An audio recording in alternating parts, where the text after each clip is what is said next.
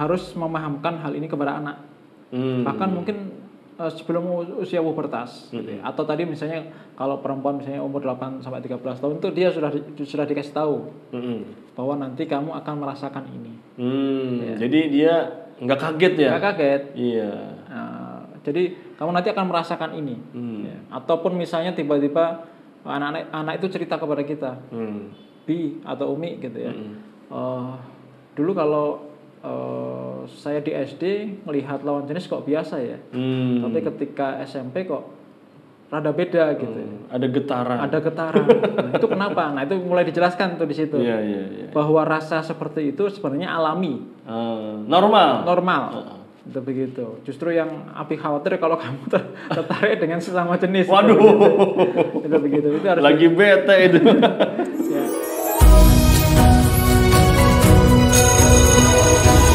Jadi itu Abah Luki, anak-anak sekarang ini udah pubertas.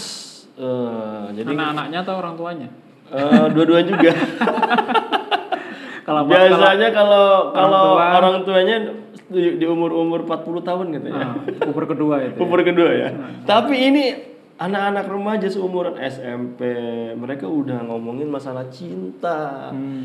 Nah, ini penting untuk kita bahas nih supaya para pemirsa yang nonton podcast ini di podcast Pulang Mengajar ini mereka paham juga. Terutama nih orang tua nih supaya bisa mengantisipasi masa-masa remaja yang penuh dengan cinta itu dan masa-masa pubertas. Nah, mungkin bisa dijelasin dulu nih sama Abah Luki terkait dengan pubertas itu maksudnya apa ya?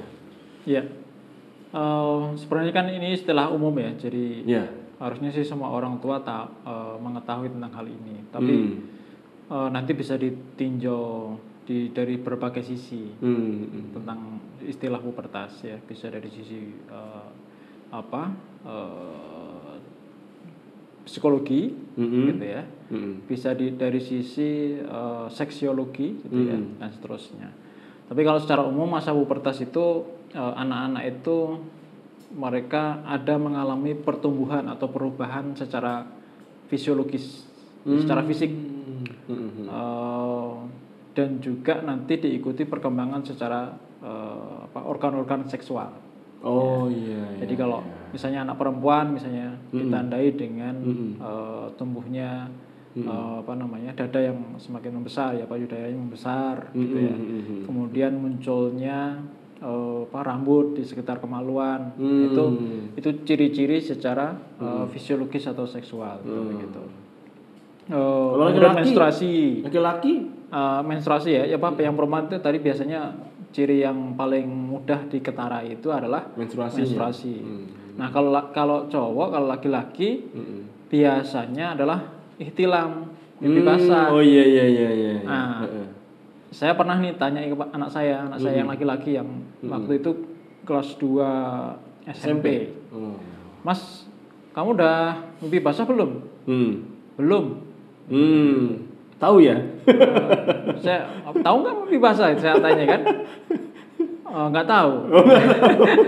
Ya udah, akhirnya kemudian setelah dia ke pondok, begitu pulang balik ke rumah, suaranya udah berubah itu. Sudah membesar. Nah, itu sebenarnya juga suara itu udah ngebas ya. Sudah ngebas. Itu perubahan suara itu adalah juga merupakan salah satu ciri pubertas bagi laki-laki gitu. Kemudian tadi juga sama-sama dengan perempuan, ada mulai tumbuh rambut di sekitar kemaluan gitu ya. Kemudian tumbuh jakun. Jakun ya, betul. Itu kan ciri-ciri pubertas secara fisiologis gitu ya. Yang anak-anak itu kemudian nanti diikuti, artinya yang hal seperti itu wajar karena itu pertumbuhan secara hormonal, gitu ya. Karena hormonalnya berubah atau bertambah, kemudian nanti biasanya akan diikuti secara emosional. Nah inilah yang di sini yang kemudian nanti harus orang tua ya, para orang tua itu harus hati-hati secara emosional. Tadi termasuk ketika dia sudah puber, kemudian dia merasa berbeda perasaannya ketika bertemu dengan lawan jenis. Oh iya. Nah, perasaan jatuh cinta, tertarik dan seterusnya. Nah itu di situ. Detak jantungnya berbeda. Itu kayak Berdetak begitu kencang seperti genderang mau perang. kayak lagu apa ya? Kayak Lagu apa apa ya? itu ya? Iya. Jadi itu kita bisa melihat ya, Ya, ada ciri-cirinya gitu ya, dari bentuk fisik juga. Nah, kira-kira nih di usia berapa Abah Luki? Mereka itu anak-anak itu mengalami masa-masa pubertas itu. Nah, supaya orang tua juga udah bisa mengantisipasi nih. Ini misalnya udah umur 10 tahun. Nih kayaknya bentar lagi nih anak nih. Nah, termasuk orang tua harus antisipasinya gimana gitu. Ya. Kalau secara usia rata-rata ya, Mm-mm. ini yang pernah saya baca. Jadi kalau anak-anak perempuan itu biasanya umur 8 sampai 13 tahun. Oh. Kalau anak cowok biasanya umur lebih di atasnya. Oh, agak telat ya? Ya, 9 sampai 14 tahun. Memang perempuan biasanya lebih cepat tuh, Iya. anak perempuan. Nah, tapi itu pun nanti juga bervariasi, sangat tergantung kepada pola makan atau makanannya itu apa. Iya. Atau kemudian secara genetikal, keturunan. Itu juga mempengaruhi bisa lebih cepat. Jadi setiap anak beda-beda ya? Bisa beda-beda. Tapi kalau saya bandingkan ya, misalnya di masa saya, di masa kita ya, di umur-umur generasi yang generasi X lah, ya, itu berbeda dengan anak-anak hari ini. Itu mereka kalau bisa dilihat, kalau diamati itu masa pubernya lebih cepat. Iya, saya nemuin kelas 6 SD. Nah, yang laki-laki ya? Ya, jadi makanya kemudian pengaruh makanan, ya. Kemudian ada juga yang mengatakan pengaruh lingkungan. Itu pengaruh juga. Sehingga secara usia memang berbeda-beda atau variatif ya. Tapi secara umum kalau perempuan itu umur 8 sampai 13 tahun, kemudian umur cowok itu 9 sampai 14 tahun. Jadi itu masa usia yang kira-kira mereka itu sudah masuk pubertas gitu ya. Nah, ini bisa ada ininya nggak ya? Apa namanya? Terlihat penampakannya gitu. Mereka itu di masa puber, termasuk mereka itu sudah kenal sama yang namanya cinta, bahkan bisa jadi jatuh cinta gitu. Gimana nih, Abah? Ya, jadi memang benar tadi di awal sudah saya sampaikan terkait sama emosionalnya. Jadi perkembangan hormonal itu akan diikuti perkembangan emosionalnya. Jadi anak-anak itu sudah merasakan secara emosi itu bukan berarti marah gitu, bukan ya. Emosi itu bisa macam-macam ya. Ya, salah satunya adalah jadi kalau dalam istilah Islam namanya gorizah ya. Gorizah itu naluri gitu ya. Nah, naluri yang sering muncul ya pada usia pubertas itu adalah naluri gorizatul nau, naluri untuk jatuh cinta, tertarik dengan lawan jenis, rasa kasih sayang, itu termasuk di situ. Nah, makanya kalau kemudian sudah masa pubertas, biasanya auto itu memang ketertarikan sama lawan jenis. Nah, maka di sini orang tua harus memahamkan hal ini kepada anak. Bahkan mungkin sebelum usia pubertas gitu ya. Atau tadi misalnya kalau perempuan misalnya umur 8 sampai 13 tahun itu dia sudah dikasih tahu bahwa nanti kamu akan merasakan ini. Ya. Jadi dia nggak kaget ya? Nggak kaget. Iya. Jadi kamu nanti akan merasakan ini. Ya. Ataupun misalnya tiba-tiba anak itu cerita kepada kita, Bi atau Umi gitu ya. Dulu kalau saya di SD melihat lawan jenis kok biasa ya, tapi ketika SMP kok rada beda gitu. Ada getaran. Nah, itu kenapa? Nah, itu mulai dijelaskan tuh di situ. Bahwa rasa seperti itu sebenarnya alami. Normal. Itu begitu. Justru yang Abi khawatir kalau kamu tertarik dengan sesama jenis. Waduh. Itu begitu. Itu harus lagi bete itu. Ya. Makanya kemudian itu harus disampaikan bahwa itu alami, fitrah Fitrah ya. pada semua manusia. Allah anugerahkan itu. Ya, kita bersyukur. Nah, cara mensyukuri itu maka kemudian harus diatur. Jadi harus di-manage. Bahwa gorisatul nau atau rasa jatuh cinta, rasa tertarik dengan lawan jenis itu boleh, tapi harus diatur. Kalau misalnya masih SMP atau SMA, nggak mungkin kan nikah. Ya, secara aturan di pendidikan kan juga nggak boleh ya untuk menikah di usia sekolah. Langsung udahan sekolahnya. Maka kemudian yang jadi masalah adalah ketika dia sudah jatuh cinta, ya, tapi kemudian dia masih SMA. Itu satu. Yang kedua masalahnya adalah ketika dia sudah jatuh cinta, ada teman-temannya yang juga sudah jatuh cinta, tapi mewujudkannya dengan cara yang tidak sehat, alias pacaran. Nah, dia merasa, loh kok teman saya begitu? Maka orang tua di sini harus aktif, harus jemput bola, nanya apa yang kamu rasakan ketika kamu di masa puber, gitu ya. Jadi jangan sampai kita itu kecolongan, gitu ya. Orang tua ya, sebagai orang tua itu kita kecolongan tentang perasaan seperti itu. Perasaan itu wajar. Nah, kalau misalnya masih belum boleh, ya, maksudnya tadi menikah tadi di usia muda, apalagi kemudian dilarang berpacaran, ya, maka apa yang harus dilakukan?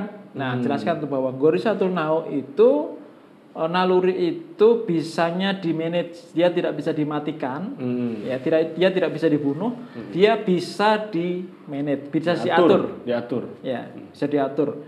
Apalagi kemudian nanti bisa balap-balapan gitu ya, dengan naluri yang lain. Misalnya naluri yang lain gorisatul tadayun misalnya, naluri untuk mengagungkan sesuatu, naluri beragama. Maka naluri inilah yang kemudian nanti ditinggikan.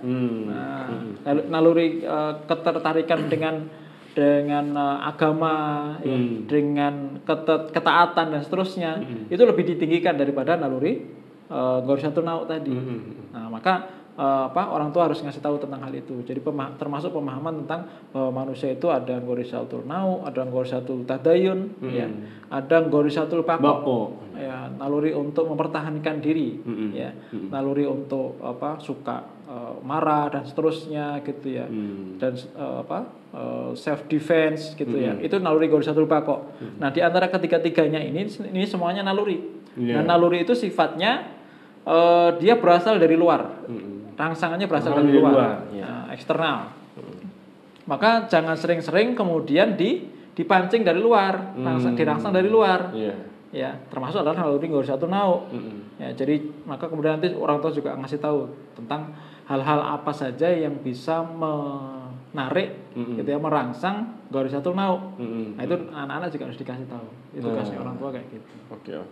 Nah, sekarang kalau kita menemukan anak kita ini udah pubertas nih, udah tahu yang namanya lope gitu ya. Nah, respon kita nih sebagai orang tua nih harusnya gimana? Ya, supaya prosesnya tuh smooth gitu. Ya memang yang pertama sebagai orang tua memang kita harus memberikan respon yang terbuka. Jadi mengasih pemahaman kepada anak terkait sama tadi rasa gitu ya, naluri gitu. Itu satu hal yang lumrah, manusiawi, kemudian butuh diatur dan seterusnya. Ya. Maka kemudian yang berikutnya adalah orang tua itu jangan langsung menyampaikan tentang bahwa ini boleh, ini nggak boleh gitu ya. Tapi harus dikasih pemahaman kenapa ini nggak boleh, ya, kenapa ini boleh. Misalnya contoh ketika anak-anak itu sudah melihat dengan anak-anak itu kan sudah puber, seusia SMP SMA, dan melihat teman-temannya itu pacaran. Maka kemudian jangan langsung kita katakan jangan pacaran. Maka anak-anak kan nggak tahu itu kenapa kok nggak boleh pacaran. Maka jelaskan dulu kenapa kok nggak boleh pacaran. Harus ada alasannya. Alasan kuatnya kenapa anak itu atau kita itu nggak boleh pacaran. ruginya kalau pacaran, baik itu secara logika, ya, secara ilmiah, gitu kan.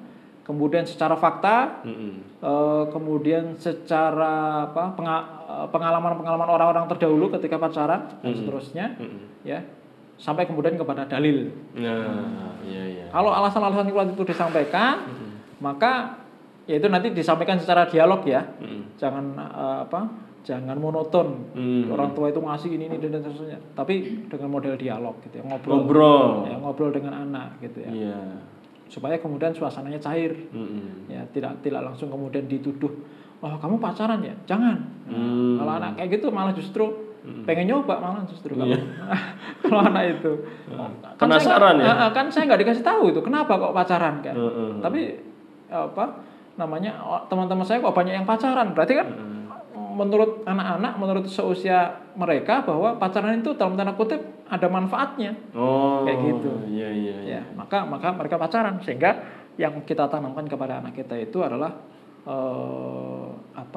resiko ketika kita kemudian anak-anak seusia mereka itu pacaran. Itu alasan kuat. Termasuk gini ya, kalau ternyata si anak ini muncul perasaan suka gitu, suka sama lawan jenis ya. Jadi melihat temennya yang perempuan ini ada perasaan wah gitu ya, berbeda dengan teman-teman yang lain. Nih gimana nih orang tua, apa langsung larang nggak boleh gitu ya, atau gimana, harus diajak ngobrol atau seperti apa gitu ya. Makanya kemudian harus dikasih tahu bahwa jatuh cinta itu fitrah. Jatuh cinta itu fitrah ya. Atau punya cinta itu, punya rasa cinta, rasa senang, rasa tertarik kepada lawan jenis itu fitrah. Nah, maka sebagai sebuah fitrah itu tidak bisa dalam tanda kutip dibunuh gitu, nggak bisa rasa itu. Nggak bisa dimatikan. Maka yang bisa adalah diatur. Maka ketika misalnya dia harusnya merespon secara hormonal, ya, secara naluriah, ada perasaan itu kepada lawan jenis. Misalnya ada lawan jenisnya yang mungkin menurut dia cantik gitu ya, kemudian berkerudung misalnya, menurut dia solehah gitu ya. Maka respon orang tua adalah memberikan pemahaman tentang hal atau jatuh cinta yang boleh dan jatuh cinta yang tidak boleh. Ya. Jadi rasa naluri itu macam-macam. Maksudnya macam-macam itu jenisnya macam-macam. Ya. Kayak misalnya kamu sayang adik kamu, itu termasuk garis satu nau. Gitu kan? Kamu atau orang tua kasih sayang kepada anaknya itu juga garis satu nau. Nah, seterusnya. Artinya tidak harus kemudian jatuh cinta itu diwujudkan hari itu juga. Karena kalau tidak diwujudkan sebenarnya kita itu tidak mati. Ya kan? Nggak mati kalau kita itu nggak jatuh cinta. Itu nggak kayak kalau lapar nggak makan itu bisa mati. Tapi kalau ini nggak sampai memenuhi naluri itu nggak sampai mati gitu. Iya. Maka kemudian yang adalah kita resah. Rasanya ini maka kemudian yang penting juga bagi orang tua adalah bagaimana membangun pondasi keimanan atau akidah yang kuat buat anak itu. Jadi ditonjolkan naluri beragamanya juga gitu ya. Itu ya. Itu pondasinya itu harus diperkuat dulu. Sehingga kalau misalnya tadi dia merasakan secara hormonal, secara secara emosi dia merasakan ada getaran ketika melihat lawan jenis gitu ya, maka dia akan tertahan ketika dia punya pemahaman yang benar. Ya, dia punya rasa ketakutan kepada Allah itu lebih besar daripada perasaannya dia, perasaan dia kepada lawan jenis tadi. Nah kalau itu ada, maka berarti kita punya si anak itu punya benteng yang kuat. Maka ciptakan benteng itu. Orang tua itu tugasnya tadi menciptakan benteng, dan ketika sudah benteng itu sudah diciptakan, maka kemudian nanti dijaga. Ya, dijaga biar kemudian benteng itu tetap terjaga ketika ada benturan dari sana ke sini. Benturan itu apa? dari temannya yang pacaran, dari lagu-lagu yang sekarang keluar di sosmed kita, TikTok dan seterusnya itu. Itu kan bacaan, gitu begitu. Nah itu penting. Dan yang penting juga orang tua itu harus bisa jadi teladan, Pak Agam. Ya, maksudnya gini, jangan sampai misalnya contohnya soal tontonan ya, soal tontonan. Kita ngelarang anak kita itu jatuh cinta kepada lawan jenis, tapi ibunya nontonnya Korea, drakor, ya, anaknya ikut nonton, malah nontonnya bareng. Di situ kan ada adegan-adegannya, adegan romantis gitu itu ya. Kan memicu tadi namanya merangsang tadi ya. Satu sisi orang tua ibunya itu ngelarang anaknya pacaran, tapi tontonannya ibunya drakor yang mempertontonkan pacaran. Kan kacau itu. Ibunya tontonannya drakor, bapaknya tontonannya film India. Cocok gitu kan. Iya sambil nyanyi-nyanyi di bawah pohon gitu ya. Lihat pohon aja langsung nangis gitu ya. Nangis. Jadi memang sebenarnya cinta ini ya fitrah gitu kan, normal gitu ya. Pada yang muncul juga pada saat remaja ya memang semestinya seperti itu gitu ya. Tapi memang harus diatur, di-manage gitu ya. Dan orang tua harus bisa ngebantu juga gitu kan, ngebantu supaya bisa memanage perasaan itu supaya sehat gitu ya. Bener nggak? Betul. Jadi emang mungkin anak kita ada yang kemudian hidupnya itu sehari-hari bersama kita. Maksudnya kan ada anak kayak misalnya anak saya kan ada yang tidak bersama saya setiap harinya, ada yang mondok gitu ya dan seterusnya. Tapi ada anak-anak yang mungkin orang tua di luar sana yang anaknya itu hidup sehari-hari bersama dia. Misalnya pulang sekolah jam 2 misalnya begitu ya, atau setengah 3. Ketemu terus gitu ya. Ketemu sama orang tua. Kemudian di rumah ada fasilitas. Ya, laptop dia bisa nonton di situ YouTube. Dia bisa nonton film di situ, bisa nonton sinetron di situ ya, TV gitu ya. Nah, kemudian ketika nonton bareng sama orang tua, tontonannya jangan yang kayak tadi. Anaknya sudah dikasih tahu tentang hal-hal yang memanage perasaannya, perasaan cintanya, tapi orang tuanya malah justru ngajakin nonton yang kayak gitu. Ya.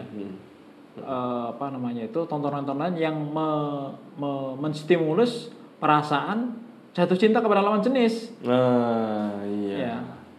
Ditambah lagi kan karena naluri ini kan rangsangannya dari luar. Wah, terus dia melihat tontonan dari lagu, dari bacaan, itu dirangsang terus dari luar, akhirnya dia tumbuh gitu kan. Betul. Nah sekarang sebenarnya ada nggak aturannya ya kita mendidik anak, kemudian di masa-masa pubertas ini, di masa-masa mereka itu kenal sama cinta, yang di dalam agama kita nih, Abah, ya di Islam itu seperti apa untuk menangani ini seperti ini? Kalau sependek pemahaman saya di dalam parenting ya, di parenting itu pendidikan anak itu kelipatan 7 ya. Jadi 0 sampai 7 tahun misalnya begitu. 0 sampai 7 tahun itu anak-anak di situ tidak bisa kemudian dilarang begini dan begitu, tapi di situ di situ anak-anak itu dikasih pemahaman gitu. Dan itu di situ kasih pemahamannya tidak langsung kemudian dikasih tahu begini dan begitu, enggak. Tapi dengan cara yang cair. Itu begitu, dengan cara ngobrol, berdiskusi dan seterusnya itu sambil bermain lah. Anak 0 sampai 7 tahun itu cara ngasih tahunya pendidikannya seperti itu. Nanti kemudian 7 sampai 14 tahun. Nah, nanti kalau di umur 10 tahun kan ada hadis yang menyatakan kalau misalnya melakukan pelanggaran, misalnya nggak sholat, nah itu kemudian boleh dipukul. Ada punishment kayak gitu. Nah itu harus diterapkan di keluarga. Dan orang tua harus tahu pendidikan kayak gitu, fase-fase pendidikan kayak gitu. Ya, maka jadi nggak semua keinginan anak diturutin. Iya, gitu, dan tidak bisa digebiak di generalisir. Anak kita yang kecil sama yang sudah dewasa disamain. Yang karena fasenya beda-beda. Fasenya beda-beda. Iya. Yang nanti umur 14 sampai 21 tahun juga sudah beda lagi. Iya. Gitu. Sehingga orang tua harus tahu tentang fase-fase pendidikan anak itu. Yang kedua, kalau kita lihat di dalam Al-Quran itu, ini peran bapak. Peran bapak ini sangat penting. Kalau di Al-Quran itu kan banyak yang disebut bapak sebenarnya. Ya, Nabi Ibrahim, pendidikan Nabi Ibrahim ya, Rasulullah Muhammad gitu ya. Kemudian Luqmanul Hakim dan seterusnya. Itu kan yang disinggung para bapak. Nah sayangnya hari ini para bapak itu kalau kajian parenting nggak suka hadir. Gitu. Maka terlalu sibuk cari nafkah, cari duit gitu ya. Maka baiknya orang tua atau khususnya adalah bapak dan ibu itu kerjasama dalam mendidik anak. Jangan hanya diserahkan kepada ibunya. Iya. Terutama persoalan tentang memanage tadi gorizatun nauk tadi, rasa jatuh cinta ketika dia sudah pubertas itu begitu. Maka pendidikan tentang anak itu diobrolkan bareng antara orang tua, antara suami dengan istri. Ya nggak bisa hanya kemudian pokoknya istri di rumah tugasnya ngurus anak, bantu ngerjain PR, kemudian ngurus rumah tangga, urusan rumah dan seterusnya. Bapak itu tugasnya pokoknya nyari duit. Nanti kalau butuh uang untuk belanja, bapak kasih. Nggak bisa seperti itu, harus kerjasama. Ya, sehingga ketika merespon anak itu sedang tadi masa pubertas, apalagi kemudian sudah tertarik kepada lawan jenis, maka harus ngobrol nih bapak dan ibu, gitu. Apalagi kalau misalnya bapak ibunya itu belum kenal pemahaman Islam. Ya, sekali lagi kalau misalnya kita mau mendidik dengan cara Islami, ya maka orang tuanya harus Islami dulu, harus paham terhadap pendidikan yang Islam itu seperti apa.